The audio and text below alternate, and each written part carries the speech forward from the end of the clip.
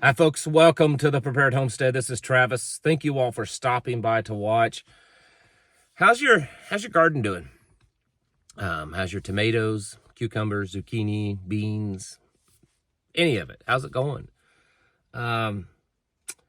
What is your plan? You don't have to tell it on here. I mean, you can if you want, but you don't have to. But what are your plans, and how's it going when it comes to water? Have you figured out how to collect rainwater successfully? Do you have a well, an alternative, some type of backup to be able to pump that water, whether it's generator or some type of hand pump, depending on your well? Do you have a creek nearby? Some type of water retention system? Do you have a way to purify that, to make it drinkable? What about animals? Do you produce meat? If you don't, do you have a good source locally, trusted source that you can get meat from? What about your skills?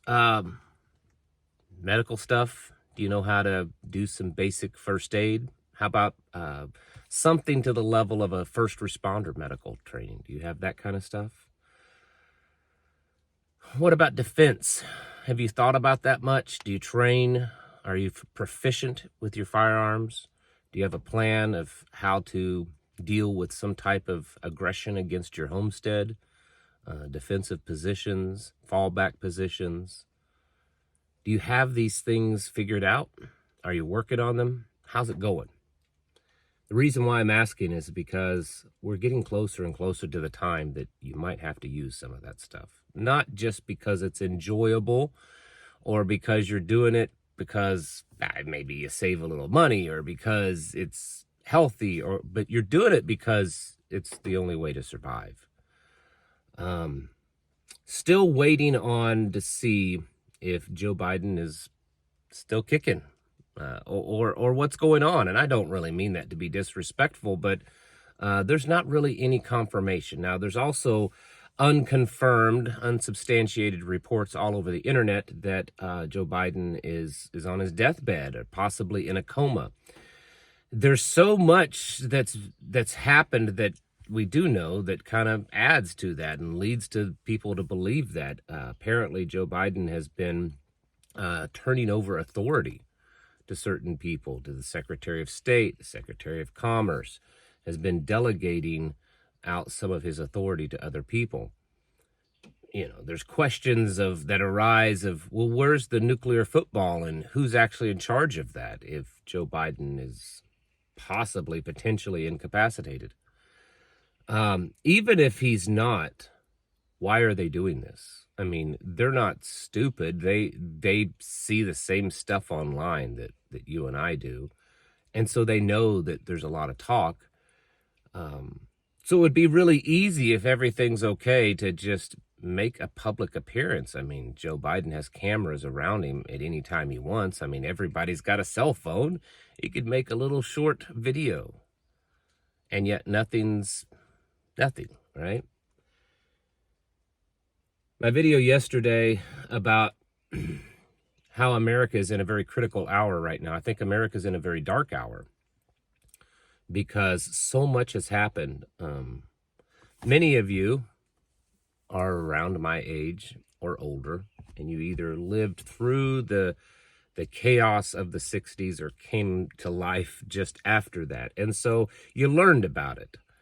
Some of you younger folks, maybe you don't know as much, and you should probably learn your history. I mean, it's a good idea. That way you kind of know that or try not to repeat it if you know your history. But the late 60s and early 70s was known as a very tumultuous time for American history. A lot of chaos. And it's like we're going through that again, but really it's worse because back then it was, not downplaying it, but, mostly protests, riots, people just upset with their government, a war going on, political leaders, problems and stuff. Here right now we have the major candidate there's been an attempt on his life. The sitting president has stepped down from his campaign to be reelected and has quite possibly just disappeared. Maybe he's alive, maybe he's not. And it appears as if he has turned the reins over to Kamala and other people, even though nothing official has been done. The Prime Minister of Israel has come to pay the United States a visit, and he was not met by any kind of dignitaries when he got off the plane.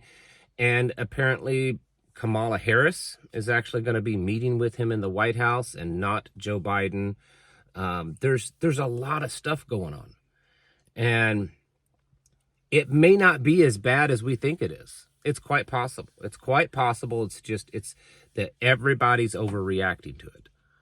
But the only reason that we're overreacting to it is because of the optics. It's because of what we see happening. And there's nothing to counter that. There's nothing out there. Even Kamala Harris last night with her little speech and a phone call with Joe Biden, on TV, it was so suspicious. It sounded like she almost said recording, and just the cheesiness and the fact that it sounded like it was kind of a fake, recording. Joe Biden was very clear and kind of peppy in his speech, and it didn't sound really like him. The signature on the resignation of his campaign and the whole letter, it all looked fake.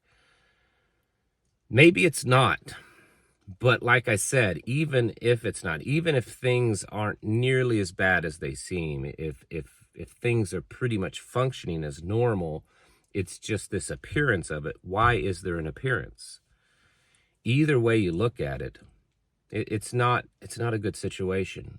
We've got China actively right now, as this is going on. China is publicly calling America the global bully, and that America's time as being the top dog, the leader of the world order, is over, and that the dollar is on the verge of collapse. These are the things that China and Russia are saying as all this stuff is going on. Are they direct threats? No, but they're thinly veiled implied threats that America is going through a major crisis, that apparently we don't really have a president. Maybe he's alive, but there's certainly no leadership.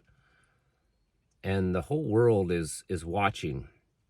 And the whole world has been watching for a while, and watching how America's appearance of strength has been weakening over and over again, and that it looks as if we have no leadership, and it's just chaos. In fact, other than maybe a few European countries, right now, America looks like the weakest and most chaotic country that's going on, and that's including countries that are in the middle of wars.